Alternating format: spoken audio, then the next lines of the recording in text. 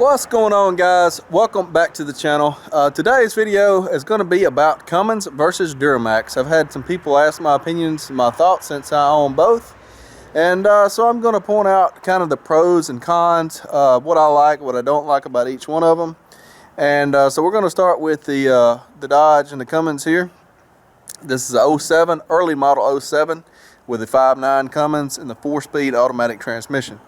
And I've owned this truck for, I think I bought this truck in 2009, 2010. So it wasn't but about 3 years old, so I've owned it a long time.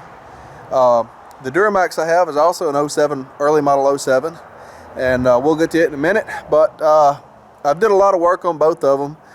So I have a good bit of knowledge about both of them. I've used both of them a decent amount. And so I'm going to share my thoughts.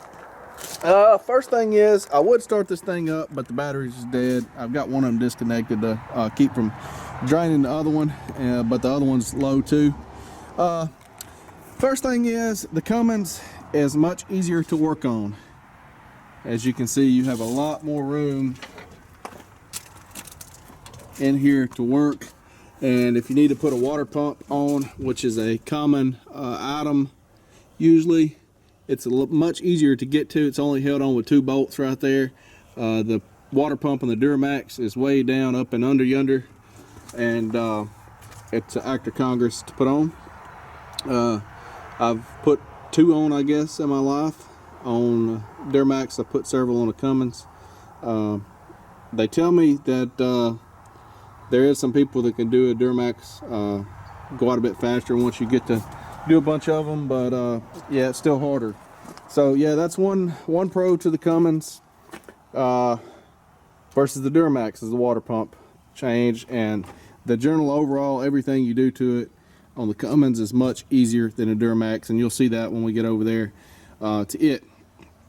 The next thing is the Cummins has a stronger engine block. It's a stronger design. They'll hold more power before they blow up, generally speaking. There's some guys pushing Duramaxes to some really good numbers, and that's all fine and dandy, but I'm just telling you, from back in the day, the Cummins has a stronger block.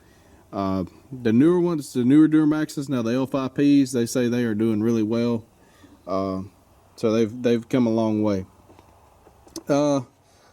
So let's see, what else? What are the pros? If you have the Cummins with the G56 transmission, the 6-speed standard, you have a great combo for pulling. Great truck. I've drove a couple of them like that, especially if you set them up with a 410 gears from the factory, whatnot. Those trucks will pull 20,000 pounds plus easily, like it ain't back there. This truck here has the 4-speed automatic. Not so great. It struggles to take off with the load on a hill badly. I have put some 410 gears in it because this truck has 35-inch tires on it, and I have not really pulled anything heavy since I did that. But with the 373s, you get on an incline, you really have to get down on it to get it moving. Now once you get up cruising speed, it's not that much of an issue, but with that 4-speed auto, it just has this geared too high, and the gears are too far apart when it shifts. So that's one downside if you have the auto shift or the automatic in the Cummins. Now after the 07, they went to the 6.7 Cummins with a 6-speed automatic. It is better for pulling, but it is not as good as the Allison transmission in the Duramax. That Allison 1000 is a strong transmission, the way it's designed and the way it operates. It's better than the 68 RFE that the Cummins uses, and the 48 RE that's in this here. But anyway, so that's that. As far as the actual truck itself, it's actually been a pretty decent truck. The one thing that I can think of, I think they changed this on the newer ones, is the front axle. The drive shaft turns all the time, and it actually tells you right here about this, greasing this right here on this. There's a grease zerk right in here. It's really hard to find. Nobody knows about it.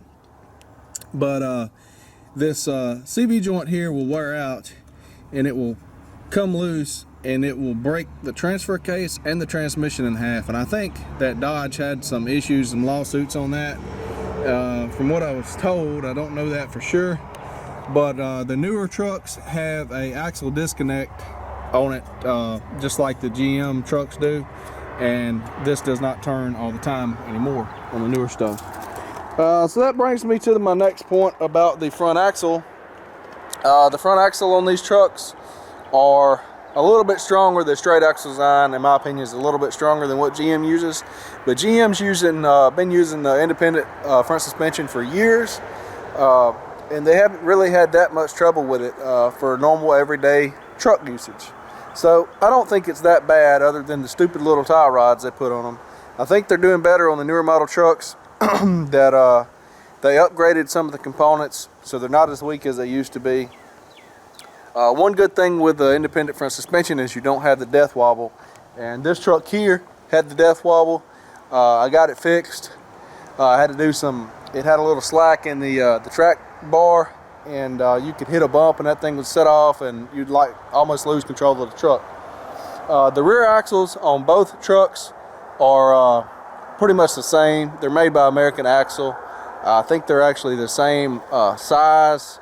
The differences in the axle tubes and that sort of stuff, and the distance, the track width and whatnot. As far as the ring and pinion, I think they're pretty much the same deal.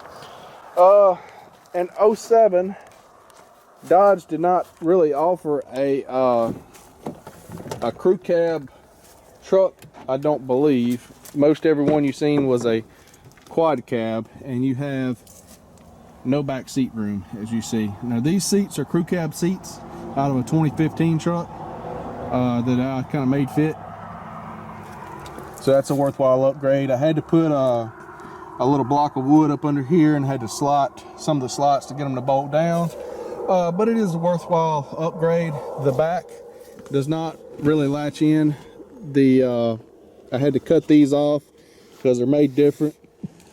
So, but it looks okay, and just don't expect to have any room if you're going to ride back there. If you're over about 5 foot tall, it's going to be really cramped for you. So that's kind of a downside on the Dodge. Other than that, it's a pretty nice truck. It's been a pretty good truck to me overall, and I think that the Cummins is probably one of the most reliable trucks around, at least up until the 2019 year model that just came out, and they made a change to the injector pump, which all the Cummins trucks since they started the Common Rail in 03 has ran a CP3 injection pump, which is right there, and that's a pretty reliable pump. In 2019 they swapped over and went to a CP4 pump, just like the LML Duramaxes ran from 2011, I think was the LML, to 2016, and then the 6.7 Power Stroke is also using that pump. And if you go to Googling and read about the failure rates on the CP4 injector pumps, they had a lot of issues with them because getting clean fuel a lot of times is difficult to find, so you're going to run into that. So that's one of the things that I really think Cummins probably took a step back, and they use that pump because it puts out a little bit higher pressure. It's supposed to give a little bit better economy or something, and burn a little cleaner, but I don't know that I believe all that. I mean, the fuel mileage of these trucks have not got any better in the last 15 or 20 years. They keep putting all that crap on there. Some of them's actually getting worse than they used to. So yeah, there's that. The Duramax has actually changed and went to a different style fuel pump made by a different company. I think it's called a HP4, but it's made by a different company, and it's kind of made like the CP3 pumps, I think, or so I've been told. I actually have not seen the breakdown of those pumps yet, but I do know what the CP3 and the CP4 pumps that Bosch makes looks like. And so anyway, that's that's the pros and cons on that. We'll take you over to the Duramax over here, take a look at it. This is the LBZ Duramax that 06, 07, early 07. I think late 07 went to LMM. But you can see how much more difficult that this is to work on. I've actually put head gaskets on this truck not too long ago, 4 or 5 months ago, maybe 6 months ago. It is a beast to work on. The water pump on the Duramax, it's way down and up under yonder. It runs off of the gear drive, and there's a coolant tube that goes kind of up under the exhaust manifold back there, ties in the oil cooler, all that good stuff. So yeah, it's a beast to work on. They do make decent power, and they are fairly reliable. From what I've been told, when you get to the LBZ, this truck does have 300,000 miles on it. My Dodge over there with the Cummins only has like 212, but I do know a guy that has or used to have one just like my Cummins over there that had like 450,000 on it, and the only thing he had done to it other than general maintenance was put a set of injectors in it. That's another thing I will point out. If you have a G56 truck with the Cummins, the 6-speed Cummins, the G56, the flywheels and the clutches in those were not very good. The transmission was good, the motor is good, they pull great, but the dual mass flywheel, you were lucky to get 100,000 miles out of it. So you figure on putting a clutch in every 150,000 miles unless you do an upgraded clutch, get rid of the dual mass flywheel and put a clutch in it. And a lot of times when you do that, you have gear rattle in the transmission. If you lug it any down below 1500 RPMs, you would hear the gears in the transmission rattle because you've removed the dampening effect of the dual mass flywheel. It was not too bad with a single disc clutch, but if you do a dual disc clutch, like a South Bend dual disc on them, they rattle horribly. So anyway, that's another thing I'll point out. Again, the Duramax trucks with a 6-speed Allison solid transmission, this truck does pull better than that truck over there, the Dodge with the Cummins and the 4-speed, just because of the transmission. It's not because of the engine. I do believe the Duramax is a little bit faster with the same modifications. Just the horsepower and the V8 design, they accelerate a little bit faster. So there's that. The actual truck, it's a nice truck, decent truck. This truck's loaded out, has the leather and everything, has a rip in the seat. But overall, I mean, it's a pretty nice truck, and I've been pretty happy with it so far. The one thing that Chevrolet did do right is the back seat room. Even in the early 07s, you know, you have plenty of room back here to get in. It's kind of like the Fords. You know, a full-size adult can get back here, sit down, and you know, not be too uncomfortable on a long trip. Let's see what else. The GMCs, the Chevrolets had problems with the horns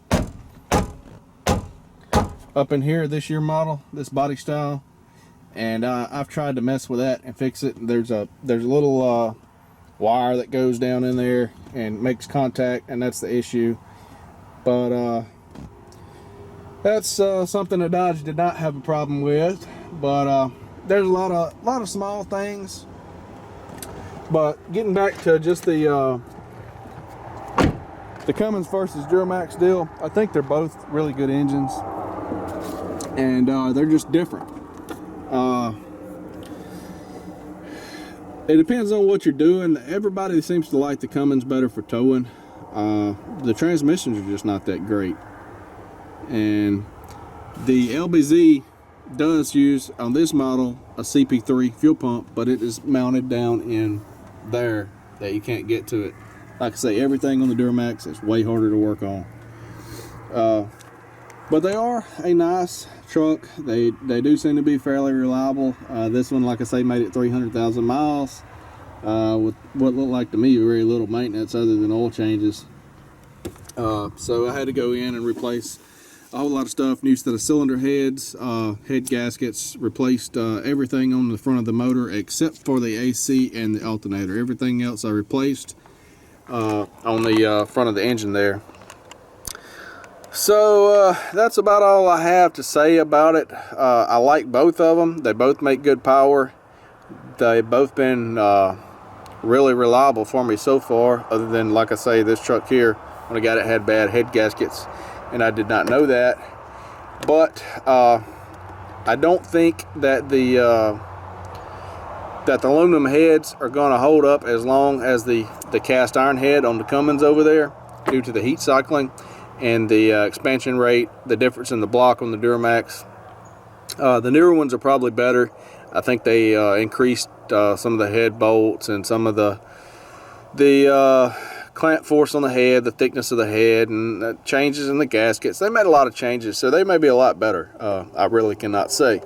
But I know the Cummins, the 6.7 Cummins, they had some head gasket issues on those, but I don't know how much on those. It could be just a problem with people running too hot of a program.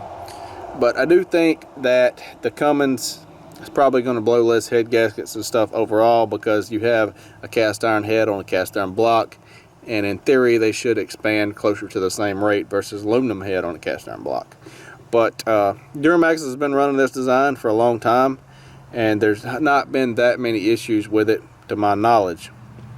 Not like the 6.0 Power Strokes. The 6.0 Power Strokes, that was a cast iron head on a cast iron block, and it did not do very well at all. They had a lot of issues with them, but the 6.4s they said were even worse than that. I've never worked on a 6.4 Power Stroke. I did work on some 6.0s, and but everything I think they got newer than that even costs more, and is even harder to work on.